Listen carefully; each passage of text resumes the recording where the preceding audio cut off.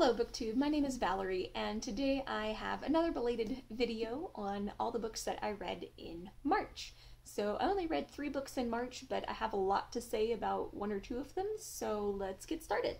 The first book that I read in March was The Immortal Life of Henrietta Lacks by Rebecca Skloot. So in case you're unfamiliar with this book, this is the true story of a woman named Henrietta Lacks. She was a black woman living in Baltimore, and she died in 1951 of cervical cancer, which she and her family, her husband and her 5 children, did not know was that even before her death, they'd taken a biopsy. She knew that much, but what she didn't know was that the cancer cells in that biopsy had grown and continued to grow, so much so that they kind of became the standard cell for scientists to use in experiments. In fact, I have 2 friends, very close friends from college, who majored in biology, and I asked both of them when I was reading this book, did you all ever use HeLa cells? Because that's what they called them. And they both said, oh yeah, we totally used HeLa cells. So that's how widespread the use of these cells is, even over 60 years later. Her family had no knowledge of this. They were never asked for consent. They were never told anything about this. They found out completely by accident that this had even happened. So it's a very interesting book. It tells the story of Henrietta Lacks, the woman, and not just of her cells, but what her life was like, what her cancer treatment was like, which was horrifying, and then her family, as well as what effect her cells and the research that her cells enabled was able to do for the medical community, because there were a lot of medical advances and breakthroughs that were possible because of her cells. The book also goes into, though, what effect this whole situation had on her family.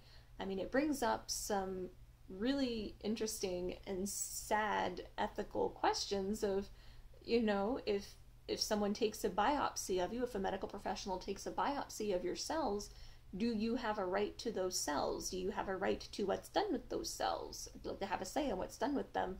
And if a profit is made from them, do you have a right to part of that profit? Because HeLa cells are sold, worldwide to scientists, and her family lacked, sometimes the money for basic medical care. So it's a very interesting book about a woman whose story definitely needed to be told. So I highly recommend it. It was a very interesting read. So the second book I read in March was 1984 by George Orwell. I read this as with the BookTube Reading Buddies group. This was the book of the month, and I'd never read anything by George Orwell, so I decided to give it a shot, and it's definitely deservedly a classic. I can't remember the last time that a book made me think this much. I hardly even know where to begin. Part of me thinks that I will eventually reread this book because there's so many layers to it and it's so deep, but part of me thinks I will never reread it because it's so horrifying and it's just really messed up. I'm gonna start with the plot and go from there. So 1984 starts off with a character named Winston Smith who lives in London in, obviously, the year 1984.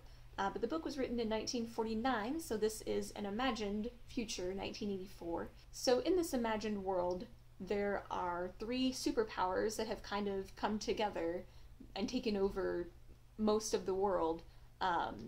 So these 3 superpowers, though, are always at war with one another, and the allies and who's the enemy changes, but they're always the 3 of them at war. Winston lives in a nation called Oceania, which is made up of the United Kingdom and the Americas, I believe, or at least like the US and Canada. So in Oceania, Winston is part of what's called the outer party, which is kind of the middle class. So the upper and middle class, all of them have a screen in their homes that enables people to watch them at all times and monitor what they're doing, what they're saying, everything, even when they're sleeping. Everyone in the society is supposed to show, undying devotion to a mysterious leader, only ever referred to as Big Brother, and if anyone is shown to not show undying devotion to Big Brother, then they disappear. And the more I was reading this book, especially at the beginning, I kept thinking that it reminded me a lot of the situation in North Korea,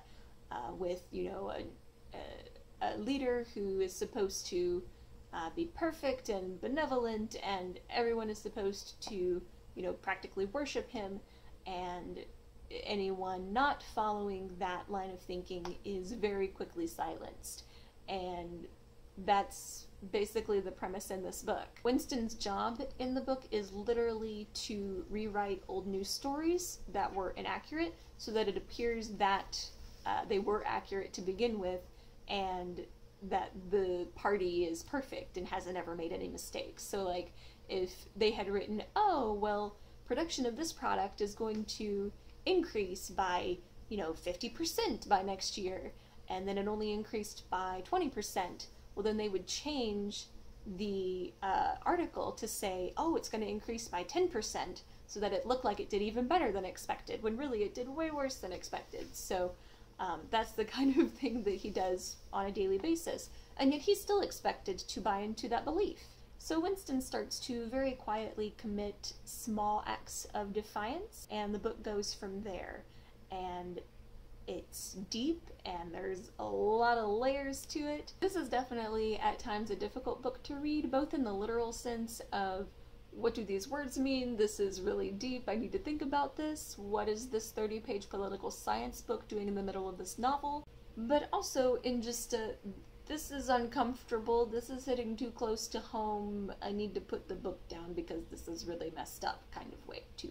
Like I said before, I can't remember the last time a book made me think this much, and while the book isn't exactly a book that leaves you with much hope for humanity, I think that's part of the point of saying, let's not let the entire world get to this point. All in all, I highly recommend this book. I can't exactly say that it was entirely enjoyable, but it was very interesting and very important, and I think a very powerful book. So I definitely recommend it. So I gave it 5 stars on Goodreads. The last book I read in March was A Red Herring Without Mustard by Alan Bradley. This is the 3rd book in the Flavia de Luce mystery series that I've been thoroughly enjoying, and this book was no exception.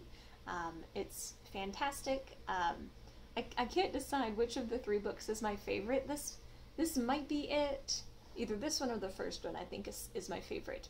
I think the only real problem I had with this book and the second book was I wasn't a huge fan of the reveal of who the murderer was, but other than that, I thoroughly enjoyed the book.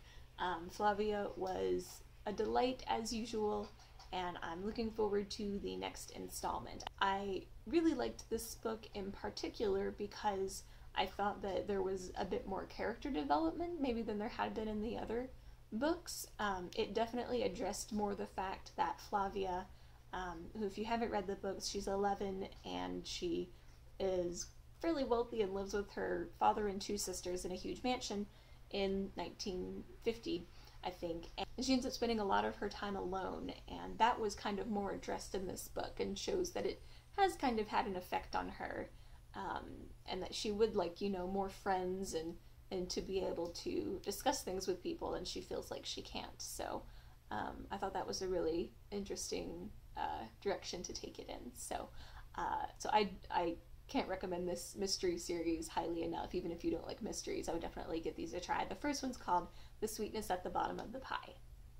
So those are the 3 books that I read in March. To give you kind of a preview of what I will be reading in the near future, I'm currently reading I Am Malala by Malala Yousafzai, who's the recent Nobel Peace Prize recipient and who is amazing. And I wanted to read this book for a while, so I'm really glad that a friend of mine let me borrow her copy.